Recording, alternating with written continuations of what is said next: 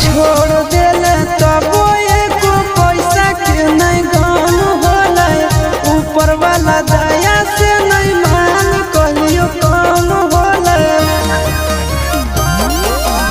एको छोड़ के साथ में देखाओ अपन फोटो रे, तब हमरा छोड़ा